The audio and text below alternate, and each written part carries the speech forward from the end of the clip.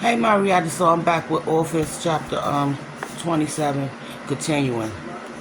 We're sorry to disturb you, Pia said, but we're here looking for two missing children. They're little boys about 6 years old. How can I help? The man said. May I ask you a few questions? Pia said. The man looked behind her, his dark eyes scanning the length of the hall. I guess so, he said. Thank you, she said. First, how well did you know your neighbors? Which one? The man said. Pia and Finn answered at the same time. Nurse Wallace, Pia said. Bernice Groves, said Finn. Pia glanced nervously at Finn, twisting the sides of her skirt around her fingers, then tried again. The nurse, she said. How well do you know the nurse next door? The man pushed his glasses back on his nose, frowning his brows. What about this? What's this about? I thought I heard shouting coming from her apartment earlier. Is everything all right? Pia weighed her words. Surely the man didn't suspect his neighbors of anything criminal. And what if they were friends? May I ask how long you lived in this building? She said. Since my wife and I married 40 years ago, the man said. But what has that got to do with? Pia swallowed. He must have seen Arlie and Max at one point or another. Do you remember your neighbor, the nurse, ever having two little boys? It would have been around 5 or 6 years ago when they were babies. The man shook his head, then moved his crusty hands from the doorframe to the door, closing it just the slightest bit. Someone else might have not noticed, but Pia did. Her heart thumped hard in her chest. He knew something. I don't recall, the man said. Why don't you go over there and ask for yourself? We tried knocking, Finn said. She didn't answer. Pia wrapped her arms around herself and shivered, only partly pretending. May we come inside for a few minutes, she said. It's quite chilly out here in the hall. The man glanced over his shoulders. I'm sorry, he said. The wife and I were just getting ready to have dinner and now it's getting cold. I don't know about you, but I don't like my soup lukewarm. He chuckled, trying to act friendly and humorous, but his expression looked forwards. Pia pretended to laugh too and started to step over the threshold. Well, maybe your wife could help us. Sometimes women are better at remembering things, especially when it comes to children.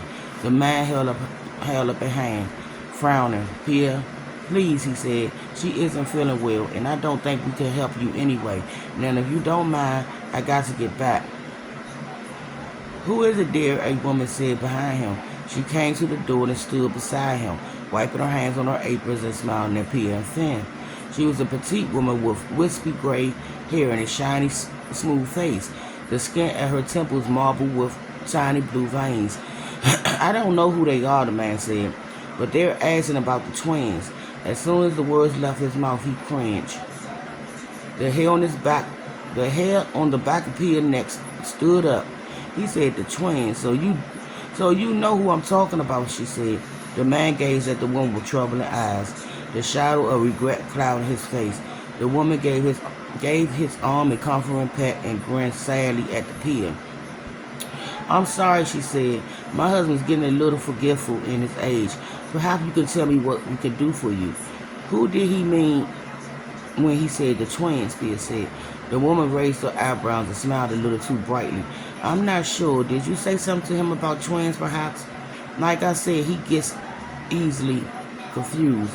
Pia tried to stay calm. No, I didn't, she said, her voice trembling. But my brothers have been missing since they were babies, and I have a reason to believe your neighbors stole them after my mother died during the flu epidemic.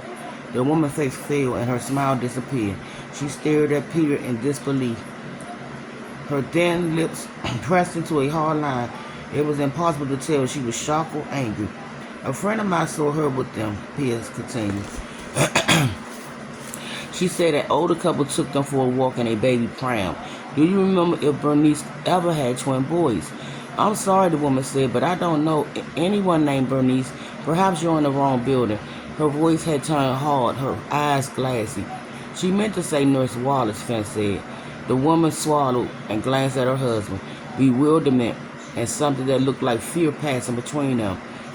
Yes, I met your neighbor, Nurse Wallace, Pia said. Her real name is Bernice Grove. The man shook his head and dropped his watery gaze to the floor. Either he didn't believe them or he was ashamed.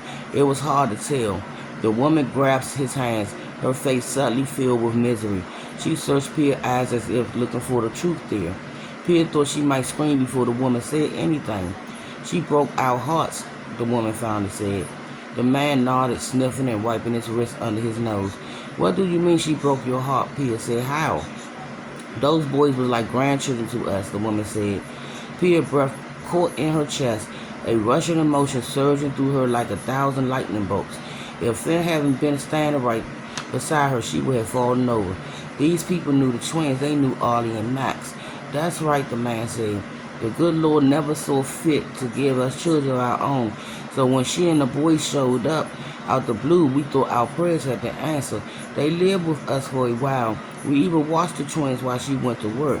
And we were starting to think of her as our daughter until we never understood how a mother could give her children away so easily, the woman interrupted. Or why she wouldn't tell us where they were, especially when she knew how much we loved them. Tears filled her eyes. But if what you're saying is true, maybe she didn't care about them as much as we thought. Pierre's heart instantly dropped. Her elation replaced by despair.